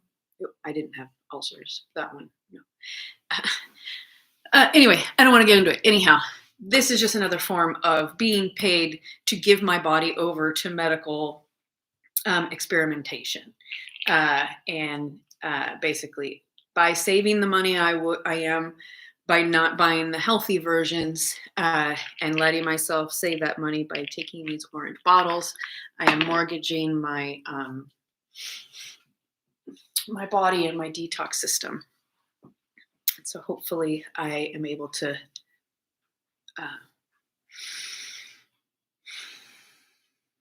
pay back that debt before it becomes crushing. Could also put it in context of a car. If you drive it hard and you don't change the oil and you just ignore sounds that you hear, it is going to die on you a lot sooner, or a very expensive maintenance needed. So don't fuck around. Take good care of your car. Take good care of your body. It's all in the name of take good care of your tools. Okay. Finally, this is what I originally came here for. I'm going to talk about some ideas. Okay. This is a point at which a transcriptionist listening to this would just start. There's a lot of phrases in here. There's a lot of just words, very few complete thoughts. So if what's happening? What's that sound? Oh, Charlie's in his bed and he's scratching at it to get more comfortable. Somehow that helps dogs relax. It's again something that for some reason people make their dogs stop doing, like stop squashing your dog. Anyway, excuse me. Yes, transcriptionist. This is pretty free flow. Just type it out.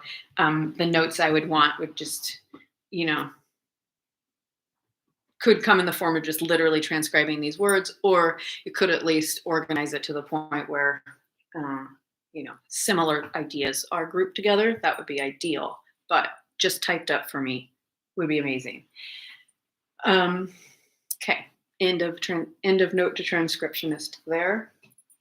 And here we go. This was actually, I think, my fourth board of the morning. I have photos of the others. In terms of execution on a particular idea or project, just the idea of it wasn't time yet.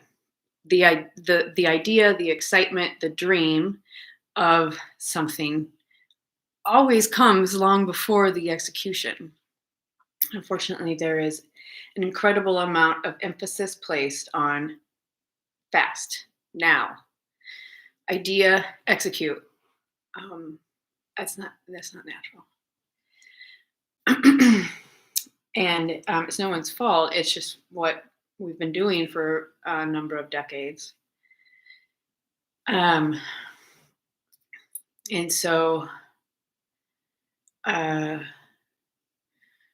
yeah, backing up to like a recognition that an idea or a dream or a suggestion can come long before the actual doing of the thing. Like saying to a friend, "Hey, let's have dinner together."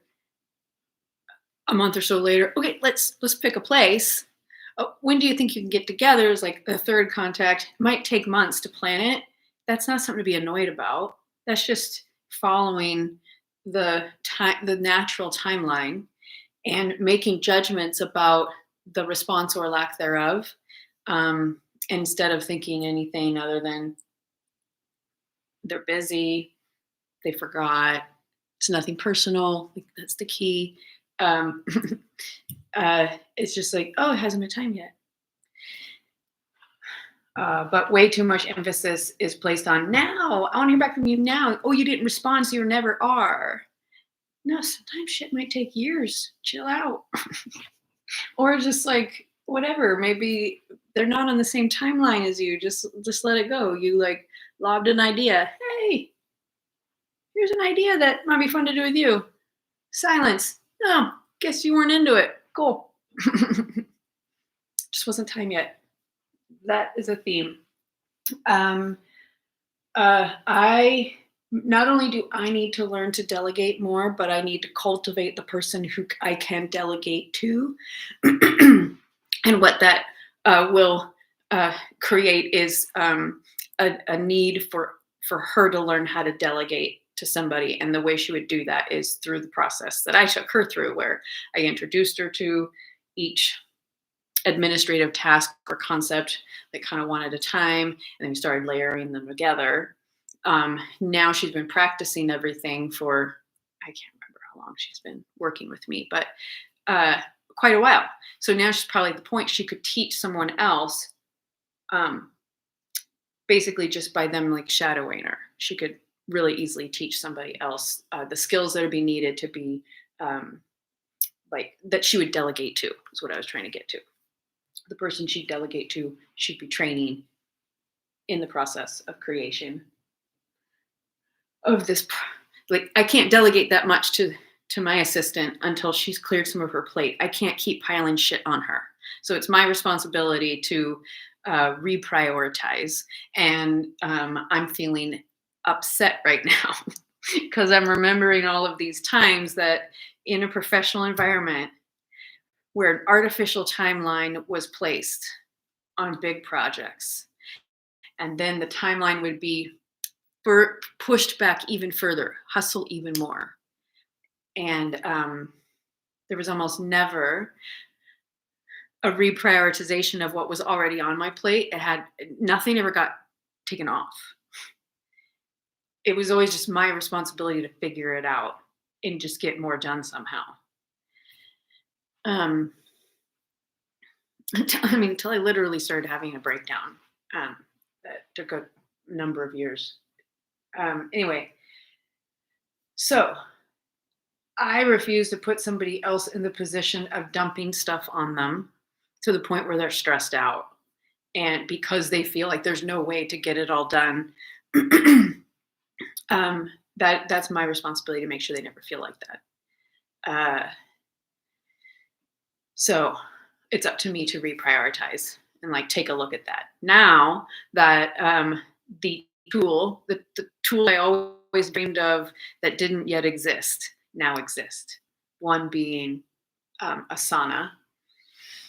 The free version is plenty robust to start organizing every idea, every project, communicating with my assistant.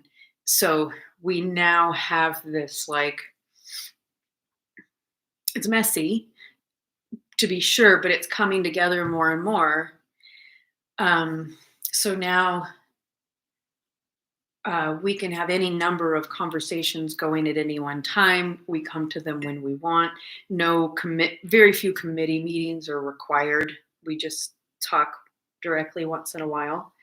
It's all organized. Like it's like having. So as a project manager, it's kind of like having a project assistant for every single major project instead of just one assistant that does all the projects.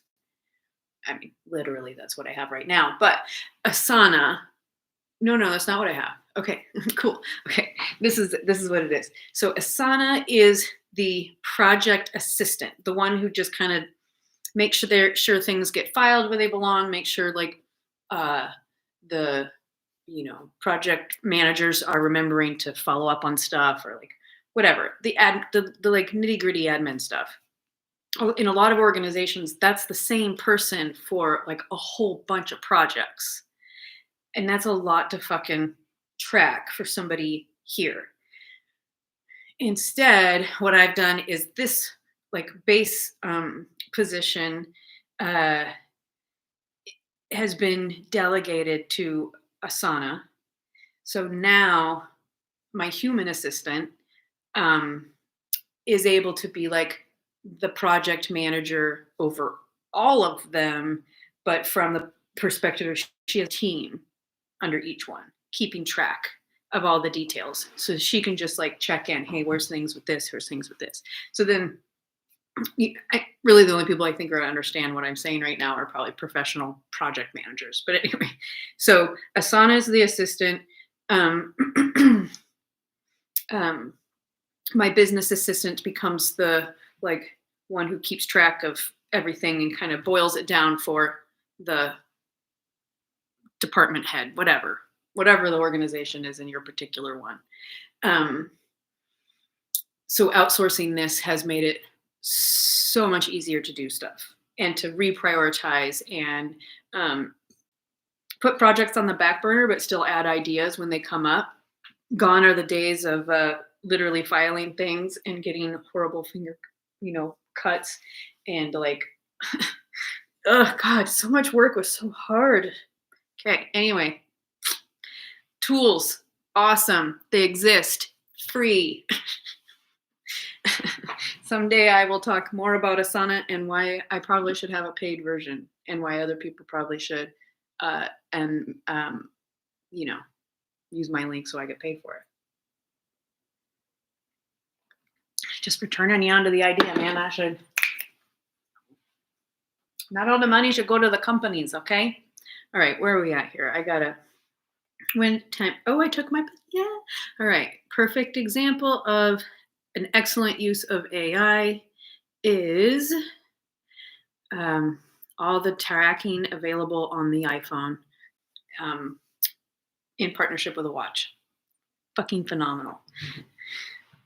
Everybody can be a biohacker now. It's not that hard at all. Now, all the tracking done. It's fucking amazing. That's an incredible tool. Okay. I've only gotten to 2 points on my board, and I forgot to say when do I have to be done. All right. Okay, that's not really true. All right, I had that I was resting right now.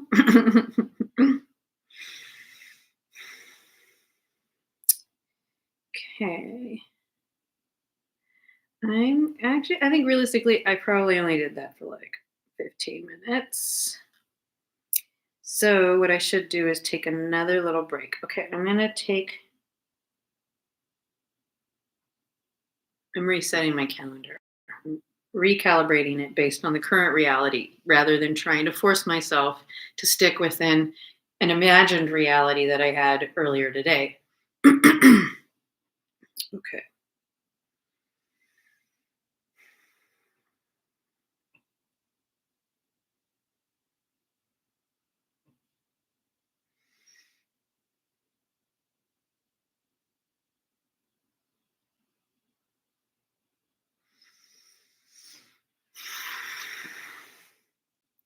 Okay. All right. So now that I'm rearranging on my calendar, I'm going to figure out the more realistic timeline of what I have left to read this. And that is going to encourage me to speed it the hell up and not let myself get off track. Okay, so let's see. Do I have until 4 o'clock for this? Let me see. Let's see, what time is it? No. Okay, let's do this. 3:45. Okay. I gotta get on it. No, that's not what I did. Okay.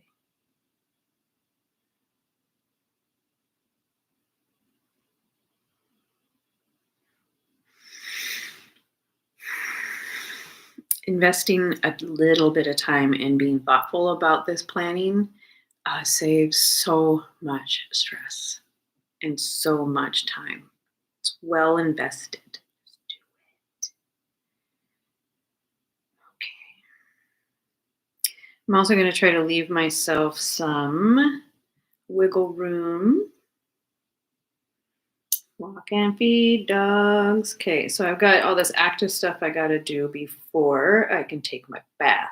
I want to take a bath before I go home because we're having a cuddle party, platonic cuddle party. And that could feel really good or could really stress me out. So I have done some things to make sure it doesn't stress me out. But I still want a bath. Okay.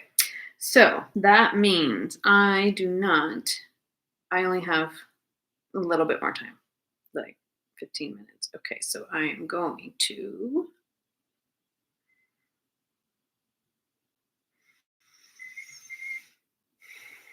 set a timer.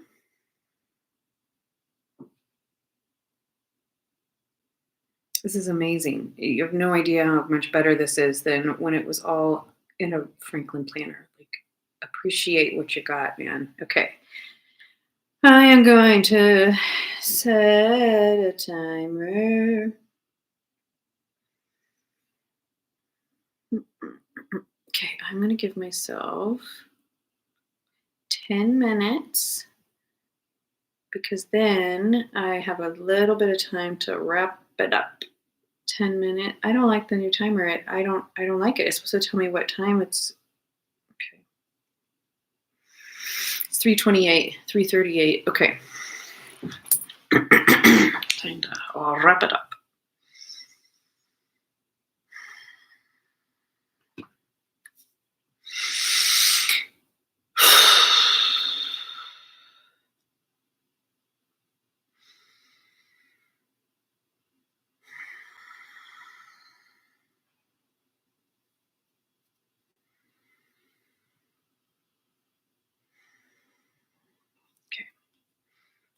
In this moment, I am feeling appreciation for the ability to take a time out, to stop stimulation, to breathe.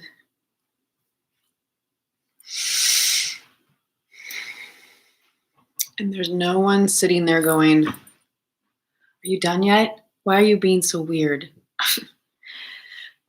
Why do you have to breathe so loud, Heather?" Fuck you, Candace. Okay. I have a lot of compassion for her. But there was a lot of pain. Same with the woman back at RHI. Healing yet to be done. Not yet. Okay. I have 8 minutes and 44 seconds to read this board.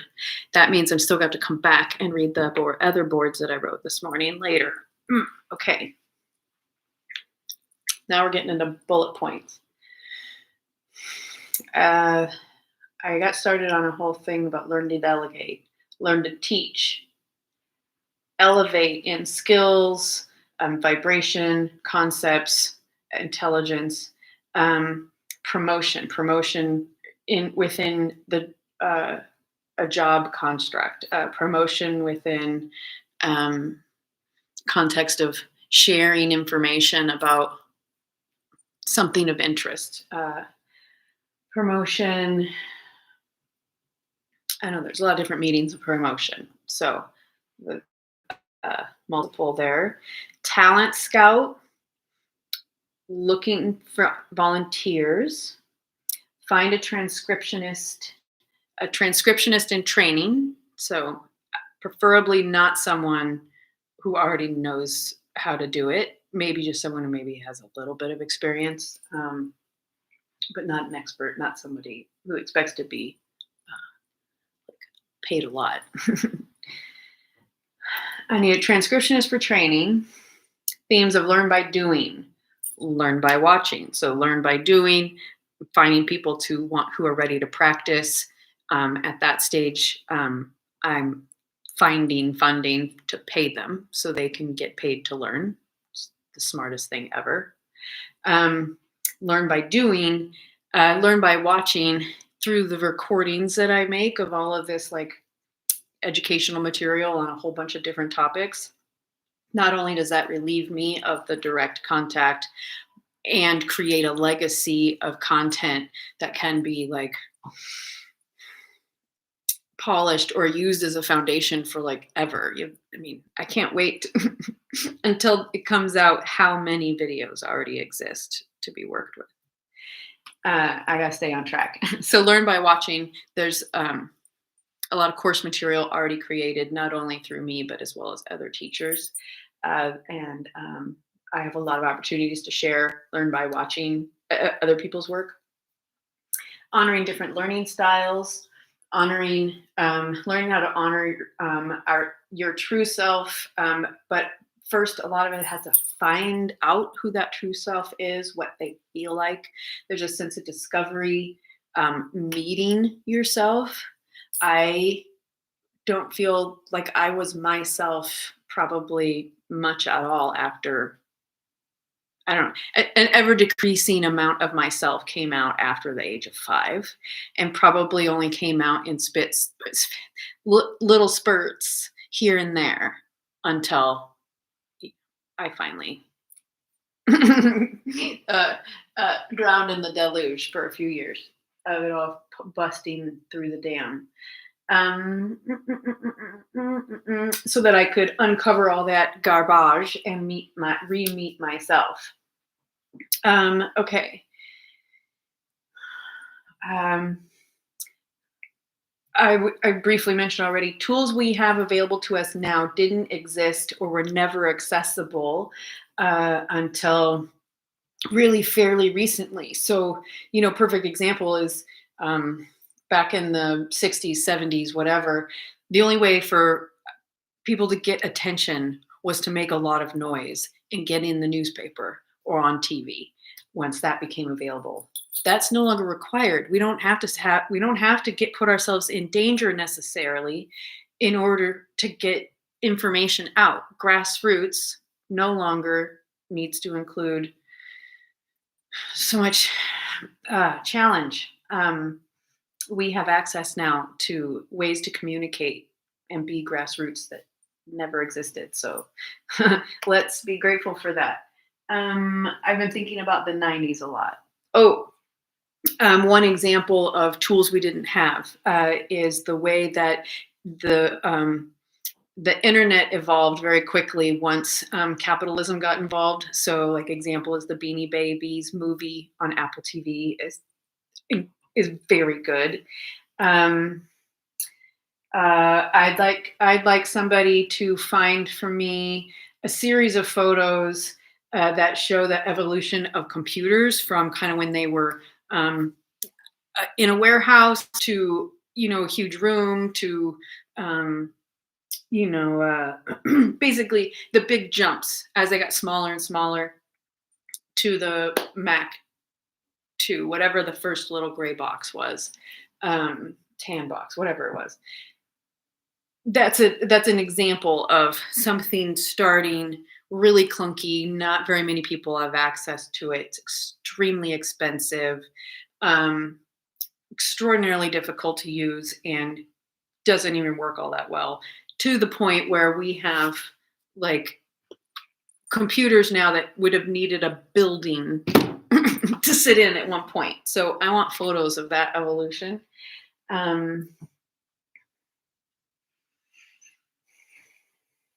I'm really confused about this way in which, rather than learning from our history, whether it be our individual history by looking at photos or videos or rereading our journals. Like, why don't we look back on our individual histories and learn from it? Instead, as individuals, I see people like giving themselves a new name, and rather than it being a celebration of a new phase of their lives, they're saying, do not ever use my other name. That person is dead to me, and they need to be dead to you too. And I don't believe that's how it's intended to mean, but that's how it's been received by me. And so I'm just mystified by why there would be such a just such a harsh view of a past self. And I recognize that I have talked a lot about the death of a former self, but it's in a much different kind of context. And I need to remember to talk about that when I have a little more time. I don't understand retroactive cancel culture. I do not get that at all. Again, we're trying to erase anything that's uncomfortable or fucked up about our past. We're not going to learn from it if we don't study it.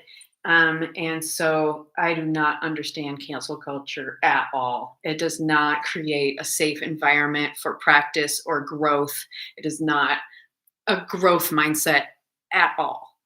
And it's not honoring of your past self. Like, stop trying to erase your past self. Be honest. I mean, that part of you that you're trying to erase, and I'm not just talking about folks who have renamed themselves, but just in general, like, your past self wants and deserves whatever it didn't receive at the time.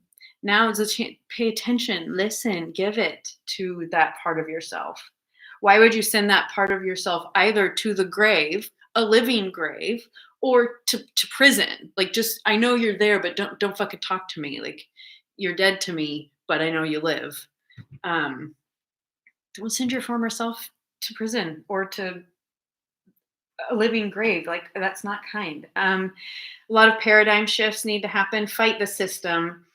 I don't like the phrase fight the system. I'd rather there be something around evolve the system. Soften the wording around fight the system. We can evolve it, we can alchemize it, we can change it without it being a fight. Okay, I found better sounding things. Okay, I gotta go. Okay, wait, let's set a new timer. Use this another tool to use that's fucking awesome is you set yourself a little timer and you don't have to remember and you don't have to stop suddenly. You get a little transition time. Okay, 2 minutes. Okay, soften language. I need to be aware, and anyone who's ever editing for me needs to be aware of security concerns. I need to talk about strategies for that. I don't want anyone to be able to identify where I physically am, particularly at clients' homes where I'm there a lot. So any clearly identifiable features need to always be edited out. I am going to be moving more and more towards the closer to complete any of my work gets, the less my face will be on it. Not only is that because more B-roll will be created, but also because once something I'm made is ready to move on and like be like widely shared and released, at that stage, I don't want it to be about me anymore. It's not about me. Now it's time to just like, okay, who's interested, and I'm kind of releasing it so that it doesn't. Yeah, so it's not about me anymore. So in order for that to, but my face can be like an art processing, for example. There'll be more of that because that's more about like direct witnessing of me rather than something I'm creating for others to learn from or enjoy. It's not about me anymore. It's about the content at that point. Oh, the person that I want for editing on the art of processing is going to need to be uh, available to edit things that are kind of more mature themes or highly emotional. This is not a time that would not be somebody who is easily upset by other people's upset. um, but the first training would be on my work channel, so it's all that's not highly emotional. Sign your homework. Sign your homework. Oh, I think that meant anytime you you might timestamp a video for me, kind of volunteer to timestamp or I don't know, write notes or find some source material. Um, Always make sure I know who did it. It's basically like you chose a homework, like a specialist, like extra credit assignment. Um, and when you give it to me, I want to know who it came from. Don't make it anonymous. Um, yeah, so sign your homework and leave teacher's assistants notes. Eventually I'll have someone in kind of a teacher's assistant role who will like make notes on people's homework. uh, so that only like some stuff kind of has to come to my attention. Teach them to fish, literal and figurative. Start actually selling all the stuff I try out. I need to simplify it. It's just a really quick video, add the deets later. We're moving more into sovereignty, self-advocacy. The next level of the assistant that I am cultivating Passy towards is workload recognition, asking for clarification when she needs it, improved organizational skills for herself, as well as ways she can support me in that, and kind of moving from beginner to intermediate. That is my involvement in training, and then when it goes from intermediate to advanced, now that will be the level of training I will want to engage in. So I will be wanting to delegate to Passy, who's now at intermediate level. You're really lovely, but stop now. Okay. I'll be training Passy in the intermediate level, and she will be training the beginner level of this